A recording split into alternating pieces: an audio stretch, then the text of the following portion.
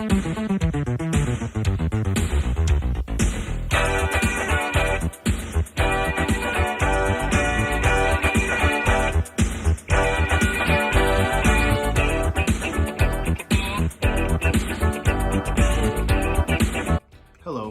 I'm Mr. Rodriguez. I just wanted to take a minute and introduce myself. You've probably seen me as the art teacher here at Chandler Woods, or a prominent star in the Sharpie saga featuring Chip, Mr. Reich, and Mr. Becker. Also the host of the Mr. Rodriguez Show, which you probably learned about during this whole quarantine. But I just wanted to take a minute and introduce myself, considering, you know, a lot of times when school is in session, you usually see me, you know, quickly grabbing a cup of coffee in the office, walking through the halls, or more importantly, or mostly where you see me is probably Driveline. And with having, you know, numbers so high of students, I see, you know, mostly everybody at this school, I don't get a lot of parent time. So I just wanted to make this video kind of available so you can kind of get to know who I am and see how I do things in the art room. So as I stated before, I'm Mr. Rodriguez. This is my 8th year teaching. It is my 5th year teaching art at Chandler Woods. I graduated from Kendall College of Art and Design with a bachelor's in fine arts and actually a focus in drawing. Just some personal things about me. I have a wife who's a wonderful artist. I also have 2 boys and 1 girl that's on her way very, very soon.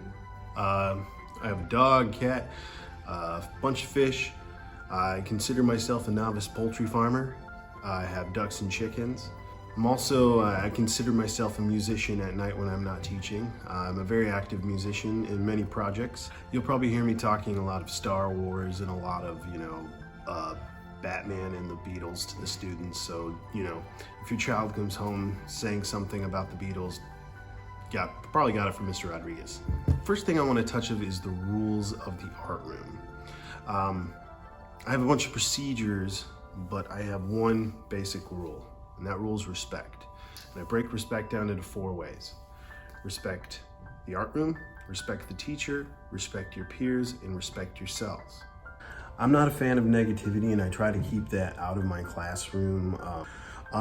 But I find that it's a snowball effect. If one kid is like, I can't do it, this isn't any good, kind of snowballs into the, you know, another student, and then you have an entire classroom saying, this isn't any good. So I try to combat that a little bit, and I try to combat it with, you know, just some positive reinforcement. I've noticed too that, you know, as the students get older and older and get to more 5th grade and middle school, that self-conscious awareness of whether your artwork is good, you know, in your sense, becomes a thing, and kind of get a shutdown. And then we get stuck in that, you know, I'm not good at art bubble. And that's something that I really, really, really try to fight, because I think anybody can learn art. You know, I think anybody can learn anything. I hear a lot of, I'm not good at art. You know, and my response to that is, yeah, you are. Maybe you didn't get it right the first time, but if you keep trying, like, you're going to get it. You know, it's muscle memory. See, when I was in college, I had to learn how to throw in a pottery wheel. Now, I tried that in high school, and I didn't do very good at it at all. It was a huge mess, and it was a huge frustration, where I literally just said, no, I'm done. I'm not gonna do it. I'm not gonna even try. Why? In the back of my head, like, I really wanted to do it. I had a buddy that could throw really well and make really cool things, and I wanted to do that, but I'm like, oh, I'm gonna go back to, you know, drawing, because I'm better at that.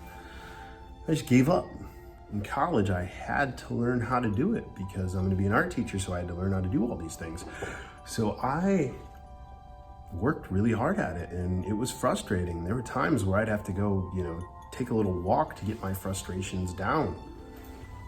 And then one day, I just threw the clay on, centered it just right, and it was off to the races. And now it's like riding a bike. It's muscle memory. You know, when kids are maybe not getting the drawing aspect of something, I try to explain to them, like, just keep going at it, keep trying, you're gonna get it. And then you can see when the dots start to connect, like, Yes, all right, they're getting it and they're building upon that. Cool, awesome. So I want to promote that at Chandler Woods. I want to promote not giving up, and I want to promote it within the arts because I think it's super important. I like positive attitudes in my classroom, and I try really hard to maintain that. So just a little insight on that. I want to make them feel okay testing the waters and trying new mediums and just experimenting and experiencing different things within the art room. But most importantly, I want them to feel okay when they mess up because they can try it again. One of my favorite things about art is you can just start right over. You're painting something, oh, I messed up.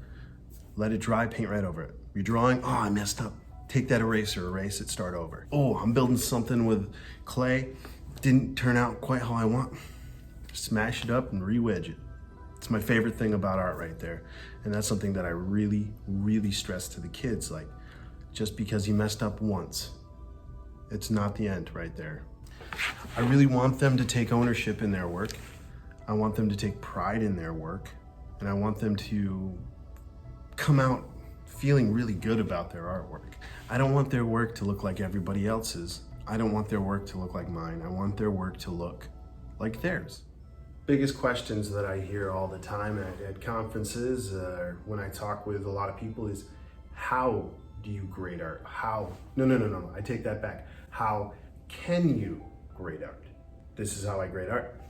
If you're in young 5th through 2nd grade, I kind of base it, it's a little more loose because those, at that young age, I want them to experience all the materials that I basically have to offer, whether it's drawing, painting, all the way to clay. I want them to experience each medium before I can actively grade them on it. Now, I do give them a grade on the report card, and it is more based on, did you do the work?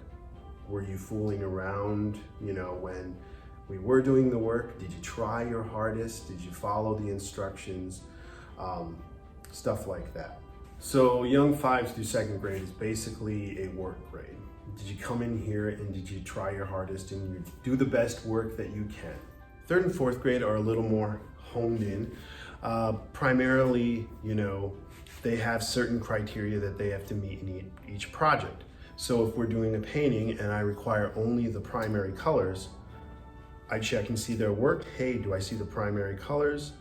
Cool. I also do work grades when it comes to 3rd and 4th grade, and that's just when you're in the art room, are you using the materials correctly? Are you trying your hardest? Are you sitting there talking the whole time, goofing off, not listening to my redirections, stuff like that. 5th grade is a little different. 5th grade all the way up to middle school. It's rubric based, which means here's a checklist that you, the student, will have, that you will fill out at the end of your project. It's basically me asking the student, did you do your work? Did you do what I asked? Here, check it off. Check and see that you did it. That way the student looks at it, they can look their work. Hey, yep, I did this, and this. They hand the rubric to me, I grade it, I give the rubric back to them. Let's say they didn't do, too hot in a certain section right there. Maybe they forgot to do this. I tell them in the rubric, hey, good, go fix that, and you got full credit. Rubrics at this age I've found to be very beneficial because, one, it answers all the questions on a piece of paper. Hey, what can I do to get full credit on this? Hey, what did I miss? What did I not quite understand? What if your student has a bad grade? What if they received an undesirable grade? I don't like to say bad, undesirable. Simple, fix it. Fix it and hand it back in. You can hand back in a piece of work 1,000,000 times if you're not happy with your grade. So they can hand it back in as many times as they want before the end of the quarter, and I will gladly grade it for them to get them that better grade that they worked hard for. Why would I not want to give a student a good grade in that? So that's why I push them to resubmit. Here's a big thing that I usually come across, and is usually a topic of conversations at conferences. What if my work is missing? What if my student has a missing piece, missing assignment? I can tell you first and foremost, The biggest culprit of missing assignments are no names. And what I do with no names is when I'm looking through artwork, I put it up on display in the classroom that all the students can see that these are missing assignments. I have a list where I write their names on the side of the board that says missing right on top of it. Come in, they see that, oh, my name's on the missing, I better go look through that pile over there. Okay, write my name on it, put it on Mr. Rodriguez's desk, missing's gone. Now, sometimes, again, I'm human, I make mistakes. Sometimes stuff falls through the cracks, piece of work gets sent home with your child, I mark it missing. All you have to do is just say, hey, send me a little email, Mr. Rodriguez, I have this missing assignment right here. Send it in with the kid, I'll take care of it. I'm really flexible with this stuff. I just appreciate the communication. I try to, instill the communication between me and the student, but, sometimes things happen. Just communicate with me and I'll happily rectify the situation to the best that I can. The older the student gets in the art room, I like to give them more responsibility. You'll probably notice around 3rd, 4th, 5th grade that I will instill a lot of responsibility on them.